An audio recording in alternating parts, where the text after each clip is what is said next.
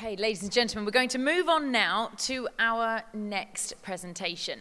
Now, as you may or may not know, but COP27 is taking place right now, and the UAE is actually hosting the COP28 next year. We need to do our bit to save the planet, that goes without saying, and sustainability is top agenda for every retailer in the region and the world today.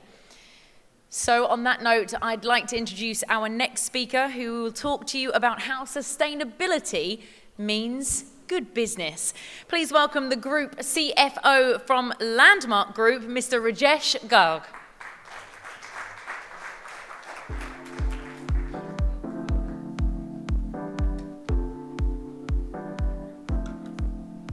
Thank you so much.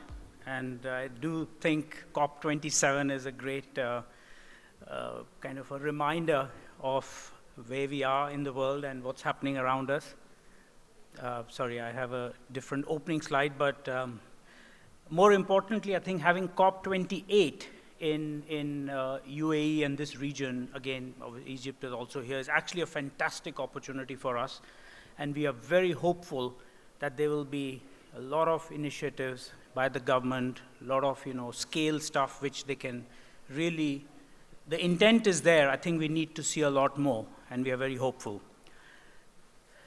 I must say, because this is the retail industry, and I'm going to share some statistics which you kind of get scared sharing them with other industries. When I started going deep into sustainability, being in the retail industry now for a while, what's shocking was the retail industry is top 5 polluters in the world. I'm talking fashion retail, right? That's more than logistics and aviation put together. It doesn't occur to most people how bad the impact is of so much consumerism. And when you read more and more, you say, oh my God, our business model is at odds with sustainability. Then you look around and you realize that every company's business model, every industry's business model is at odds with sustainability. But that calls for us to do something. Some more statistics, 120 billion new garments are made every year. Only 30% are worn, and 30% of them are only worn once. Only 1% are recycled. 3,000 liters to make this one T-shirt. And the furniture, fast furniture, that we all buy and dispose of the waste, enough waste is generated to go to the moon and come back every 6 months. And we as a furniture industry are on our way to wiping off the Amazon in our lifetimes. Just for furniture. I'm not talking all the other uses of timber and wood for construction, that's separate, just furniture. So we're gobbling up the earth, right? But I think where I come from, because I'm also leading finance, and it's interesting to lead sustainability as well, we believe at Landmark that it's much cheaper to fix the planet than to ruin it. And what I mean by that is, as we have embarked on our sustainability journey, actually quite some time back, not every brand, but several of our big brands like Splash and Max started a while ago. And we found, and then also in all our facilities and all our operations, we've been doing a lot of stuff on energy and waste. And what we found is a lot of cost savings. To begin the journey, we are able to actually find a lot of low-hanging fruit. And we're finding that that's great, because on one hand, we are becoming more sustainable, so we've shaved off 10% of our energy across all our 2,000 plus stores. And that's great. But yes, eventually it will hit a roof. But I think in the end, by then, we heard some statistics, most young generation are going to start shunning your brand if you're not sustainably produced or you're damaging the environment. I think it'll become table stakes. So all things equal, they will buy the sustainable brand. As of now, yes, all our CEOs, they challenge me that, saying this, but what premium can I get? But I think we are not worried about that. the brand is so important. 56% of Arab youth are talking that they will shun a brand if it's not environmentally responsible. I think that number goes, if you go to the Nordics, that number zooms up beyond 85, 90%. But even in the Arab world, which there is a slight lag in the awareness on sustainability, the tsunami of this changing customer preference is coming. So it's not far off. So obviously in the longer run, it's better, it's cheaper to fix than to continue to ruin whatever we are doing.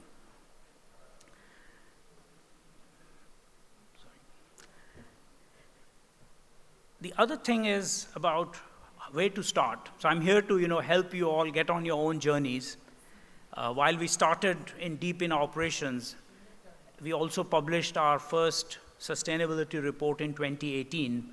I think we're obviously now ramping up, and one thing we did was we realized we can't manage what we can't measure, right? That's a very old adage, and everyone knows it. So we built a complete end-to-end carbon accounting model linked with our ERP systems, where we are tracking cradle to grave from the cotton, polyester, timber, metal, cotton, for example, moving from cotton to fabric, yarn to fabric, fabric to garment, and then it's shipped across, and then what the customer does with us, with the product. And hence, we've actually built full carbon statements. I strongly believe, and gradually more and more people, that in maybe 5 to 7, maybe maximum 10 years, you will find that financial statements are secondary. It's carbon statements that investors, customers, stakeholders are going to look at for companies. And that's what, hopefully that should be enough of a pressure to move those who are not moving. There are a lot of companies moving, which is actually quite an interesting phase, that we're also finding sustainability is a topic where the fiercest of competitors are happy to talk to each other. There is so much data, so much research. Top leading companies are open sourcing for people to come and learn. And we've leveraged that. And in the near future, we hope, as the industry in the Middle East, that we all join hands. Because sustainability is not something you just do in your business, because the earth is not going to survive if you just do it. So we all have to join hands. And hence, I think it's more about co-opetition versus competition. And it's beyond just not companies competing with each other, but also the government, the regulators, and all across, all the stakeholders, I think. And this Middle East Forum is a great place to kind of, start calling everyone to kind of move in this direction. I mean, small things matter, the shopping bag ban, et cetera, but there's a lot more needed, and we hope that more and more is coming. To go a bit more into what we did, so we've obviously said we will be a circular and climate positive business. We are already on our way, and I think we are doing a lot, but in the scheme of what all is needed, it's a small step. We have a long way to go. I don't know how many of you know about, many of you would, so pardon me for repeating, but I found some don't. I mean, you've seen a lot of companies make claims, we will be net zero by 2035, we will be net zero, carbon positive by 2040, et cetera. Most companies are talking what is called Scope 1 and Scope 2, which is just within your operations, within your stores, your warehouses, that's it. But Scope 3 is upstream and downstream. So everything else, which means for us, the product that we buy, right? The factories, the cotton that's grown, shipped to us, that, and then what the customer does with the product. So Scope 1 and 2 is only about 15% of our footprint. So no matter how efficient I become in our own operations, we're not going to really make much of an impact. So we've gone 360 degrees and framed our sustainability framework as sustainable products, sustainable operations, and sustainable customer journeys. And that covers obviously this is just illustrative, but it starts with the design of the product, design for durability, design for repair, design with the right materials. We're using alternate materials. I mean, 66 million PET bottles were recycled into 3.5 million, polyester T-shirts, for example. There is a lot going on, sustainable timber, but it is hard work. It's not going to happen automatically. But then also the manufacturing, then bringing it, I'm kind of repeating what I said, but this is the right illustration, all the way to what customers are doing. So cradle to grave to perhaps reuse and reborn products. And this is one of the biggest challenges, that if 80% of your footprint is scope 3, and all of us just focus on our scope 1 and 2, who's going to do the scope 3? So yes, if I'm dealing with the Procter & Gamble's and Unilever's and all, yes, and they are your suppliers, fine. They are also working very hard on their products. But for us at Landmark, all our suppliers are medium-sized companies, right? And if we don't go with them and help educate them, so we've got initiatives across. And just to illustrate that, so we had a big workshop with all our top leaders. And I must tell you, the passion that came out was just incredible. Every person wants to work on making more sustainable products, making their operations more sustainable. So what we had was a litany of initiatives, a very long list, and then we just kind of zeroed down on 15 initiatives as illustrated by this illustration here. Sustainable products from design, chemical management, circular design, sustainable material choices, all the way to then, if you go to operations, all about even working with our shipping companies, because shipping industry is also moving to biofuels, but we are going to sign up with it. There's a cost attached. We have to offset all of it. And that's the joke around in Landmark, that I raised my voice in the board that, hey, it's quite an expensive thing. And they said, here, you do it. So it's landed up with me. But as I said, eco-friendly stores. So all our stores and warehouses are wired up through IoT devices, and we're managing the energy, watching what's happening. And that's the way we see we can manage it better.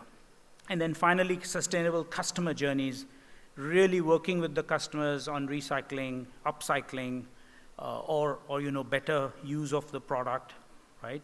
And I think this is just the first set of initiatives. We have a very long list that we have teams now working on it, and we are very enthused by where we got off to. Obviously, the product side, as I said earlier, is the bulk of it. It is the hardest thing to do, but Splash, for example, right, one of our leading brands, has now 92% of its product are sustainably and responsibly sourced. And no wonder in the recent Gulf Sustainability Awards in all 6 categories, Splash won. I'm not saying, that we would prefer to have more people there, because you then say, oh, are we, why is everyone else not out there? But it's great to see how the brand has transformed itself, right? And they're going all out to become, for example, it's not just about where you buy from. They're working with their suppliers. So they've reduced the amount of water used in the Splash denim by 84%. And there is not a single supplier now in the base who does not recycle all their 100% of the water. There's 2 million Olympic swimming pools worth of water every year that fashion industry is putting dyes and chemicals, and then it becomes unusable. But if you work with people who are able to extract back what has been put, and the water is kind of reusable, reused fresh water again, then obviously there's a huge reduction in the impact. So it's not just the emissions, it's pretty much across. I would say one needs to look at the whole sustainable development goals. The planet has many, many facets that are getting heavily damaged. And that's why I want to end, and I don't know what the format is. If there are more questions, I'm happy to take, which I picked this up from Terra Carta, which was a brilliant document released by the Prince, he was then Prince, Prince Charles Foundation, and it is just a brilliant document. I ask every one of you to read it. When our team in Landmark saw it, we were so excited, but somehow we've not seen much press around it, maybe because he became the king and he's now figuring out what to do. But I let you read the 3 things which I thought were good takeaways. Really, commitment to support, but also rapidly accelerate the world's transition. There's not much time left. I mean, 2050 is the Cinderella moment when it's all over. So we can sit here making things, just doing things that we're doing today, and then suddenly the clock will strike on us. But second is the recognizing the urgency. It's not just climate, it's biodiversity. Obviously, there are other aspects of sustainability around the health crises, right? And what role we can play. And I want to talk it, I mean, as a large, retailer, right? We buy 42,000 tons of cotton every year. We were buying, and now we're transitioning 5,000 tons of plastic bags. If we don't move, just if the premium brands move, the impact is great, they should do it, but the impact will not be as huge. Landmark is all about accessible fashion, right? And other fields as well. I'm sticking to fashion at the moment. But I think we are feeling that we are moving to accessible, sustainable fashion. Yes, we believe everyone should have access to fashion, but now it's time to move to sustainable fashion, but keep it as value as what we currently have. So yes, acknowledging, the transition has to happen, but I think it has to be very, robust and sustained. So that's all I had to share. I would ask you to look at this as well. Any comments, questions? I'm open. If not, I ask the... Okay, there you go. Given that usually it's the CSR department or marketing department of the company, so could you highlight a bit more how the initiative came about in Landmark, like where it was driven from? Yeah. And you mentioned the roadmap. So on your roadmap as a CFO, are you focusing more on the cost-saving parts of sustainability, or are there some, let's say, cost-increasing initiatives that have also happened across time? A good question. Firstly, actually, finance is one of the best places for sustainability to fit. I'll give you 3 reasons for it. One is we are amongst the most unbiased function, right? I mean, and we are sitting all across. So we have teams who start from buying, sourcing, logistics, retail operations. So there's somebody who cuts across. So that's one reason, because we want to look at it holistically. Second is, if you're serious and you're not just doing, kind of greenwashing or mentioning things which aren't true, there's a lot of reporting, and it'll become more and more kind of stricter and serious. Finance is best placed. We do reporting of numbers. Sustainability is going to be all about numbers. Third, which connects to your second question, we've got to find a way to fund this transition. But links to what you saw, no, absolutely, it's not about cost savings on that illustration you saw. It's all about really transforming. And that's the other thing, that unless this is embedded in the heart of the business, and not, I'm not saying CSR or marketing departments are not in the heart, but the finance person is sitting along with the CEO on every strategic decision. And to drive it from the center, you need it to be in the operations of every brand and everything. So finance is a great place to drive sustainability. Yeah. Yes, please. Oh, there's one gentleman. Okay, go ahead. Thank you for your presentation. I wanted to ask, does Landmark Group have in its pipeline to support sustainable growing brands? Yeah, I mean, as you know, if there are the products that fit with our fashion, and obviously that would be, we are looking to convert our existing supply base And as I said, the big brands, Splash, Max, are well on the way. But definitely, we are looking at, and not just from the traditional locations, even in our local markets, we are open to get more sustainable products. Then I would love to connect with you after this session. Absolutely. Thank you. There was a gentleman at the back.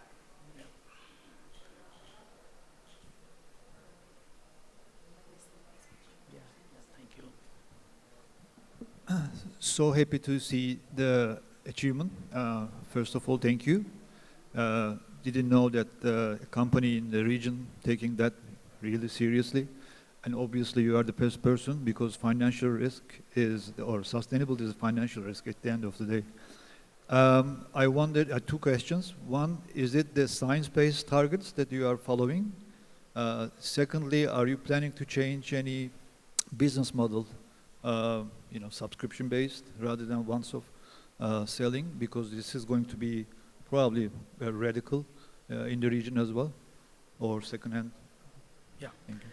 So yes, we have signed up for GRI and SBTi, but we are working through it. Frankly, it is an alphabet soup of acronyms in the world of sustainability. The important thing is to do it honestly, authentically, and bottoms up. So in the model we've built, we've taken 38,000 product types that we sell every year. We sell 700 million pieces of these products. We've mapped how much each t-shirt, each trouser, each sofa, each lamp we sell. What is the approximate footprint of that from cradle to grave? And that's our starting point. And it's kind of running that. So we are not doing as much to just make declarations because we don't need to. We're privately held. We're doing it for this is the right thing to do. So we are so focused on, because if you try and go out in search of these sort of, targets, I'm telling you, we've had some of the top global coalitions now working with us on better defining what they meant they were doing, because there is still, it's in its nascency. People don't understand, which is probably why humans have decided to make such a mess, because we are not aware of the impact. So I think it'll come along. We are there, I think, but we are going bottom up very thoughtfully and being able to influence the reduction versus, wherever we are. Okay. All right. Thank you so much.